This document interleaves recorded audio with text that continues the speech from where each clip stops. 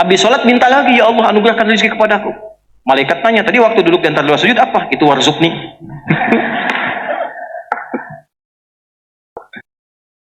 Dulu orang baru sholat baca terkabul. Kenapa kita sekarang sampai salam belum terkabul? Kenapa ada orang sekarang sampai salam belum terkabul? Nah ini ada masalah nih, karena Isra Mi'rajnya banyaknya peringatan formalitas. Dapat cerita Nabi mengunjungi surga, Nabi melihat neraka, selesai pulang. Terus gimana solusinya? Gimana supaya ke surga nggak ke neraka? Solusinya gimana? Nah itu intinya. Siapa yang ingin kaya? Ya, siapa yang ingin punya mobil? Masya Allah. Siapa yang belum nikah pengen nikah? Siapa yang pengen punya keturunan? Siapa yang pengen masuk surga? Nah, intinya banyak permintaan. Permintaan itu bahasa Arabnya doa. Setiap permintaan ingin rasanya kita dikabul, ya kan? Minta itu kepada yang punya atau yang tidak punya? Kepada yang mampu atau yang tidak mampu? Siapa yang paling mampu yang bisa kita minta? Maka diatur caranya lewat apa? Sholat. Ternyata berdoa dalam sholat itu berbeda dengan doa saat tidak sedang sholat. Orang kalau sholat dia berdoa dan benar doanya, itu akan dijawab 2 kali lipat lebih cepat dibanding dengan yang doa tapi di luar sholat. Saya bocorin nih, bocor halus aja nih. Orang yang doa dalam sholat, itu doanya akan dikabulkan 2 kali lipat lebih cepat dibandingkan orang yang doa di luar sholat. Kenal Nabi Zakaria, Bu? Ayo bilang kenal, saya pulang. Nggak kenal, saya kaget nih, malaikat yang sedang menyamar jangan-jangan nih. Nabi Zakaria itu diuji oleh Allah dalam hidupnya, belum punya keturunan. Fisiknya sudah letih, rambutnya sudah memutih. Istrinya divonis oleh medis menopause dan mandul. Secara medis tak mungkin punya keturunan. Secara klinis mustahil. Berdoa sering dilakukan. Di surat Maryam kan viral. Jadi kalau kita baca dari ayat 1 sampai dengan terjawab doa ayat 15, itu ada doanya. Kaf ha ya ain sad. Dzikra rahmati rabbika 'abdahu Zakaria idznada rabbahu nidaan khafiyya. Minta sama Allah, Rabbi inni wahanal admu minni washta'ala ra'su syaiba. Ya Allah, fisikku sudah letih, rambutku sudah memutih, tapi aku belum punya keturunan. Doa rajin. Tapi ketika doa itu dipanjatkan dalam sholat, dalilnya apa? Kita pakai dalil. Quran surah ketiga, surah Ali Imran. Ayatnya ayat 38 sampai 39. Sholat. Ini sekaligus kita share ilmu ya. Maaf, kita sampai jam berapa ya? Insya Allah. Baik, alhamdulillah. Ibu sampai jam 3, jam 2, jam 1, subuh boleh. Insya Allah. Saya ikut ya.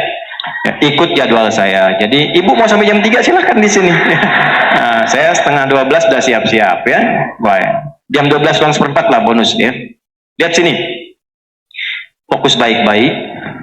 Bu, Pak, seluruhnya, ada satu hal yang penting ketika kita berdoa dalam sholat. Jarang orang tahu, ini kenapa ada mihrab. Dan kenapa tempatnya buat imam, bukan makmum. Yang di mihrab itu siapa? Imam. Makmum di luar mihrab. Karena imam itu memimpin doanya makmum. Sholat itu kan doa, dipimpin oleh imam. Makanya milih imam nggak boleh sembarangan. Nggak boleh sembarangan. Boleh imam di kantor, tapi belum tentu imam di masjid. Kualifikasinya beda. Hati-hati. Saya pernah ngajar di satu tempat pesantren. Pesantren itu letaknya di satu komplek. Itu pensiunan pejabat, Pak. Pejabat di kantor, bukan di masjid. Tapi semangatnya tinggi, pengen jadi imam di masjid. Bagus, patut dicontoh. Ini kisah nyata. Cuman sayang, bacaan belum benar sepenuhnya. Saya bilang, Pak, bacaannya dibetulkan dulu baru jadi imam. Jawabannya bagus. Justru dengan menjadi imam, Ustadz, jamaah bisa dibetulkan di belakang. Ini harus dijaga semangatnya. Ini caranya. Awas, hati-hati. Ini fikihnya begini. Saya bilang, Pak tetap jadi imam. Saya salut dengan Bapak. Terima kasih Ustaz. Bagaimana kalau supaya lebih bagus, saya kirimkan santri melatih bacaan Bapak sebelum jadi imam. Dibacakan dulu, dibimbing dulu supaya ketika jadi imam makin bagus. Tapi saat latihan tetap Bapak jadi imam. Imam sholat zuhur dan asar. Maghrib, isya, subuh, santri aja dulu Pak. Ya. Kan nggak turun status kan? Ya, yang penting jabatan tetap kan? Ya. Jadi zuhur sama asar sepakat Pak, dealnya kan bagus. That's big deal ya. Tetap jadi imam, cuma zuhur dan asar. Apa yang terjadi? Imam betul. Diperbaiki bacaan. Setelah makin bagus, Pak sudah bagus nih. Udah Ustadz santri aja karena tahu yang bagus santri gitu ya. Tapi setelah itu terbiasa, sekarang banyak jadi imam. Jadi imam. Dan tempatnya kenapa di mihrab? Mihrab itu tempat yang disebutkan dalam Al-Quran punya dua keutamaan. Satu, cepat mendatangkan rizki. Dua, mempercepat terkabulnya doa. Di surah yang sama, surah 3, di ayat 37, paling kiri sebelah bawah di pojok di mushaf, itu diterangkan tentang keutamaan mihrab, tentang rizki. Ternyata satu, mihrab itu bukan hanya khusus di masjid. Ibu di rumah bisa bikin mihrab, Bu. Bapak di rumah bisa bikin mihrab. Dan ternyata mihrab itu tidak harus bentuknya ruangan. Saya waktu pulang di Tripoli, saya ngontrak Pak di Ciputat. Petakan, alhamdulillah. Kita adakan mihrab sehamparan sajadah saja, yang penting fungsinya mihrab. Apa itu mihrab? Tempat yang dikhususkan untuk ibadah saja, tidak yang lain. Salat di situ, baca Quran di situ, doa di situ, makan keluar dari situ. Bikin status jangan di situ. Ya. Ceplik, maaf ya sedang di mihrab, jangan diganggu dulu. Keluar. Jika itu bisa dilakukan, apa nasabnya di luar masjid? Maryam dibikinkan mihrab oleh orang tuanya. Jadi begitu lahir, Imran meninggal, Hannah masih ada, dibimbing oleh pamannya Zakaria, dibikinkan mihrab. Begitu berdoa, ibadah, sholat di dalamnya, apa yang terjadi? Perhatikan ayatnya. Fataqabbalaha rabbuha biqabulin hasanin wa ambataha nabatan hasanan wa kaffalaha Zakaria. Kullama dakhala 'alaiha Zakaria al-mihrab wajada 'indaha rizqa. Qala ya Maryam anna laki hadha? Qalat huwa min 'indillah. Innallaha yarzuqu man yasha'u bighairi hisab. Setiap kali pamannya nengok Maryam di mihrab, sudah ada rizkinya. Paman bawa pakaian, bawa buah-buahan, bawa makanan, masuk ke situ sudah ada makanan, sudah ada buah. Kalau musim anggur ada anggur wajar, bukan musim anggur ada anggur. Ditanya oleh pamannya, Maryam dari mana semua ini? Kata Maryam, semua dianugerahkan oleh Allah. Kalau kita mendekati Allah dengan baik, Allah berikan tanpa batas. Di mana dilakukan itu? Mihrab. Jadi kalau bapak, ibu berdoa ingin diberikan rizki yang cepat, rizki itu keturunan, rizki ketenangan, rizki materi, bikin mihrab, lakukan. Nah di mihrab itulah Nabi Zakaria sholat. Dilihat, berdoa.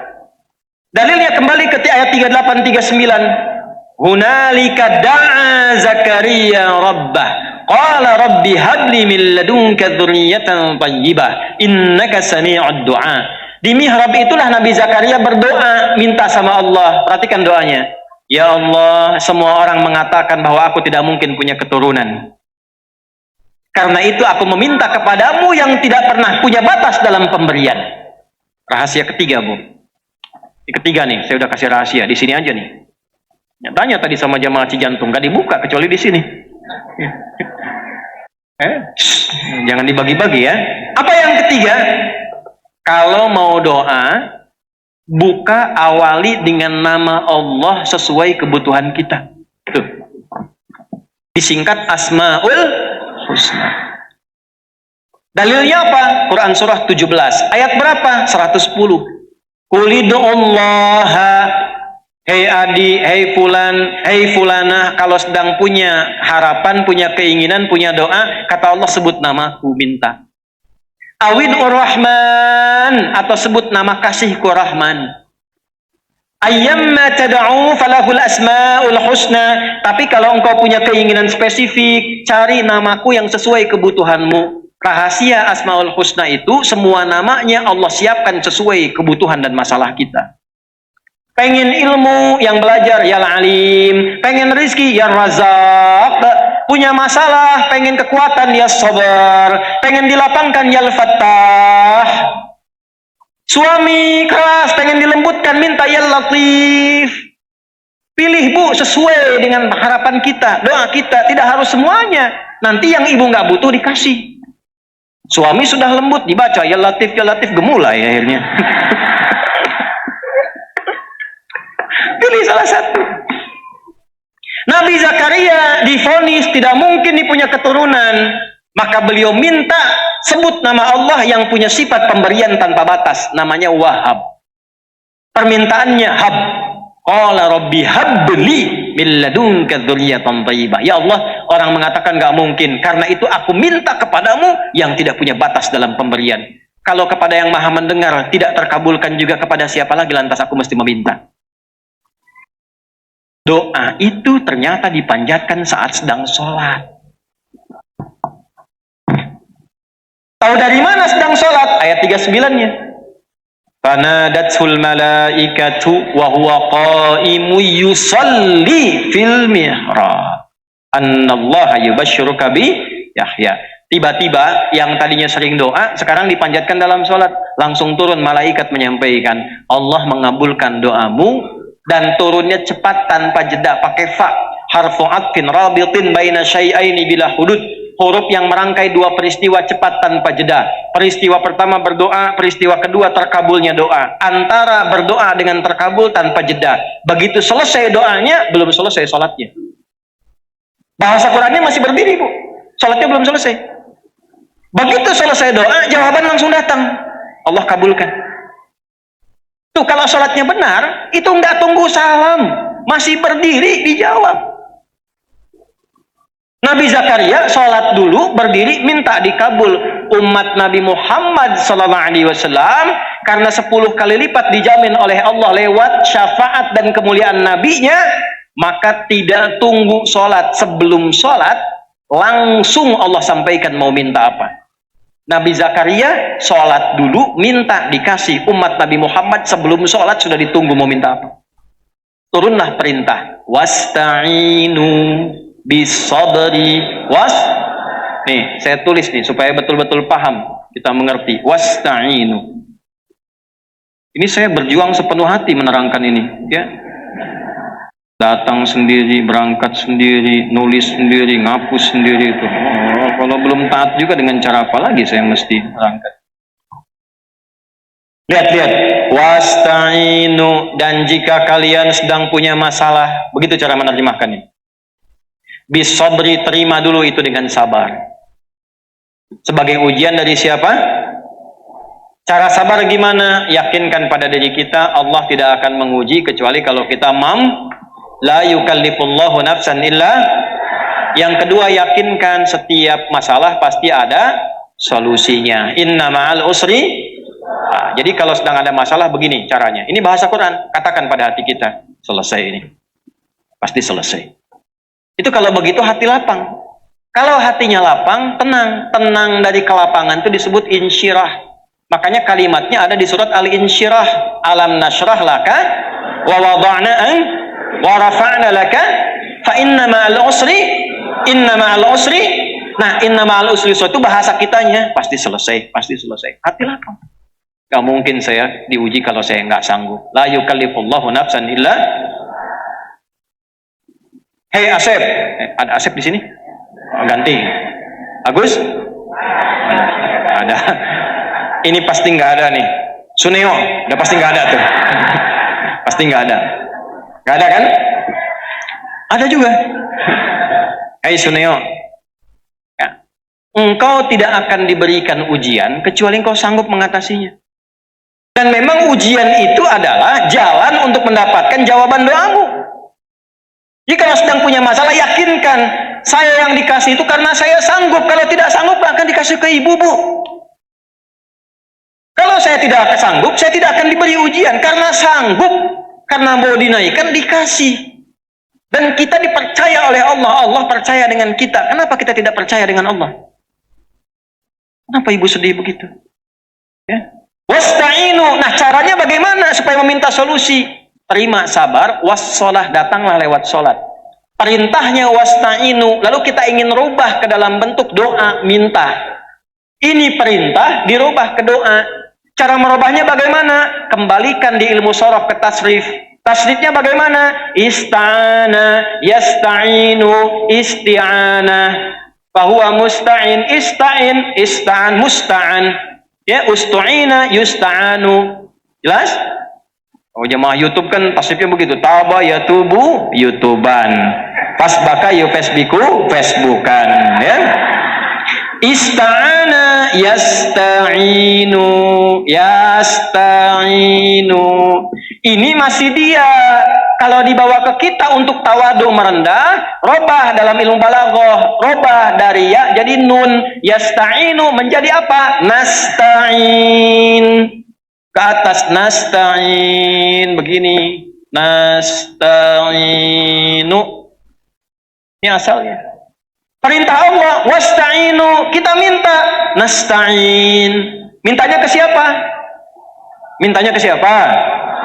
Boleh selain Allah tidak? Hanya pada siapa? Dalam bahasa Arab, hanya kepadamu, bukan kepada selainmu. Iyaka namanya. Maka sebelum nasta'in, masukkan kata iyaka. Artinya mengkhususkan, litakhsis. Hanya kepadamu ya Allah, kan engkau yang perintahkan. Aku yang lakukan. Itu ke Allah. Kalau manusia kan beda. Kalau yang memulai, kau yang... Nah itu gitu ya. Ini karena ke Allah. Ya Allah, engkau perintahkan, aku lakukan. Engkau bilang wasta'inu, aku lakukan. Iya kanas. Nih saya baca nih. Ibu, bapak waktu sholat ada kalimat ini enggak? Iya kanas ta'in. Saya tanya, itu dibaca waktu ruku atau waktu sujud? Berdiri. Bukan saat ruku, bukan saat sujud, saat berdiri. Saya tanya nih, Nabi Zakaria itu saat minta, beliau dalam keadaan apa tadi? Berdiri dalam apa? Sholat, minta dulu, berdiri dikasih umat Nabi Muhammad. Sebelum berdiri, hayya 'alas sholat. Ayo sholat. Kita tanya, kenapa ya Allah? Dijawab lewat suara muadzin. Muadzin itu pemanggil, dari kata adzan. Adzan itu jamak dari kata udhun. Udhun itu telinga. Diperdengarkan pada orang-orang yang masih punya telinga dan pendengaran. Hayya 'alal falah, supaya engkau bahagia, tenang, terjawab harapanmu, kumpul semua kebahagiaan, namanya falah. Dibawa oleh kita, saat berdiri kita bacakan, ya Allah, aku menghadap sebagai hamba. Hamba bahasa Arabnya abdun. Maka Nabi dipanggil Isra Mi'raj dengan menggunakan kalimat abdun. Tadi qori kita baca surah 17 ayat 1. Subhanalladzi asra bi. Kalau doa ingin dijawab maka menghamba. Nabi punya gelar Rasul, Nabi punya gelar Nabi. Tapi ketika menghadap Allah nggak pernah dibawa-bawa tuh. Ya Allah, saya Rasul nih, cepat kabulkan. Nggak ada. Ya Allah, saya Nabi, masa Nabi nggak dijawab? Nggak ada. Ketika dipanggil Isra Mi'raj, merendah, tawadhu, abdunnya yang dipanggil. Kalau doa ingin dijawab, merendahlah kita. Tunduk. Di bawah itu, bagaimana wujud ekspresi ketundukannya? Sampaikan turunan katanya. Apa turunannya? Abdun dari kata abada. Tasrifnya gimana? Abada ya'budu abadan wa ibadatan fahuwa abidun wa dhaka ma'budun u'bud. Kata Allah u'bud. Kembali ke Quran surat Thaha ayat ke-14. Siap ya Allah, kami beribadah, kami sholat. Diganti kata abadah menjadi kami sholat, ibadah hanya kepadamu. Abadah jadi ya'budu, karena rendah hati na'budu. Kepada siapa ibadahnya? Boleh kepada yang lain. Tidak, karena kita khususkan, ilmu balaghah datang litakhsis, datangkan kata iyaka di depannya. Iyaka na'budu. Begitu kita sholat iyyaka na'budu, langsung Allah jawab, mau minta apa? Maka kita katakan wa iyyaka nas. Sekarang lihat hadis qudsinya. Kita nyambung ke hadis. Quran kan sudah, hadis belum. Saya bacakan hadis qudsinya. Qala Nabi Hurairah radhiyallahu ta'ala anhu, anin Nabi sallallahu alaihi wasallam qala, Qala Allah Azza wa Jalla, hadis riwayat sahabat Abu Hurairah. Abu Hurairah menerima dari Nabi sallallahu alaihi wasallam. Nabi mengatakan, inilah hadis qudsi. Allah berfirman, qasamtu salata baini wa baina 'abdi ala nisfaini. Aku bagi dua bagian dalam salat untukku dan untuk hambaku. Wali 'abdi ma sa'ala, kalau hambaku menunaikan kewajibannya dalam salat benar, aku berikan apapun yang dia minta. Tar dulu, jangan amin aja dulu, tar dulu. Aku berikan apapun yang dia minta kalau benar. Kalau benar. Teruskan hadisnya. Idza qala al-'abdu alhamdulillahi rabbil alamin. Kalau hambaku mulai salat dia bertakbir baca iftitah sampai Fatihah sampai kalimat alhamdulillahi rabbil alamin.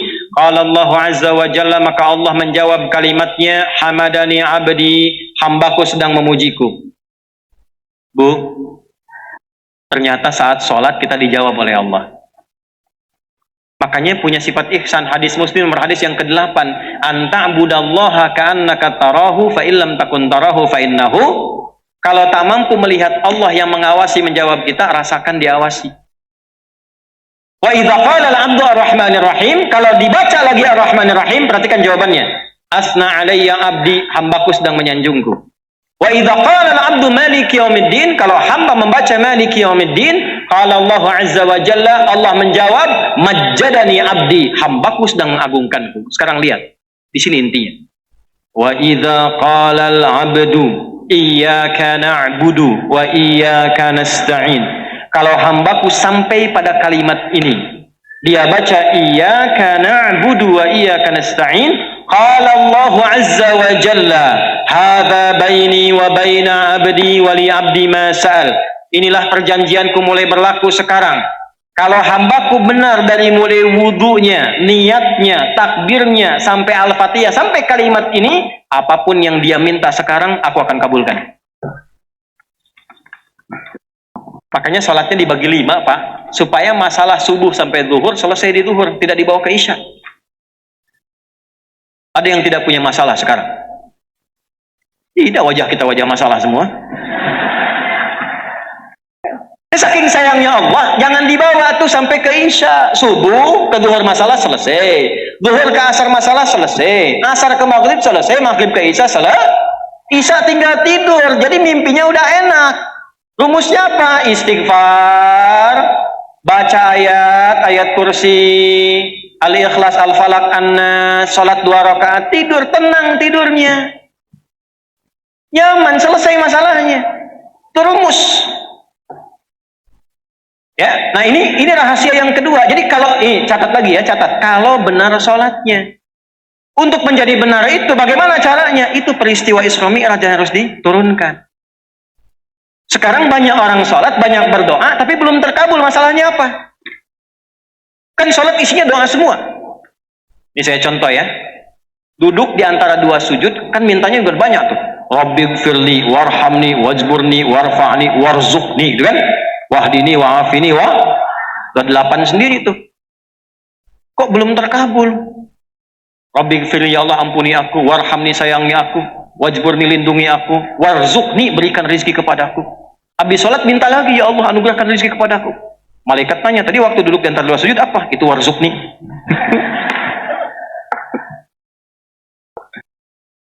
Dulu orang baru sholat baca terkabul. Kenapa kita sekarang sampai salam belum terkabul? Kenapa ada orang sekarang sampai salam belum terkabul? Nah ini ada masalah nih, karena Isra Mi'rajnya banyaknya peringatan formalitas. Dapat cerita Nabi mengunjungi surga, Nabi melihat neraka, selesai pulang. Terus gimana solusinya? Gimana supaya ke surga nggak ke neraka? Solusinya gimana? Nah itu intinya.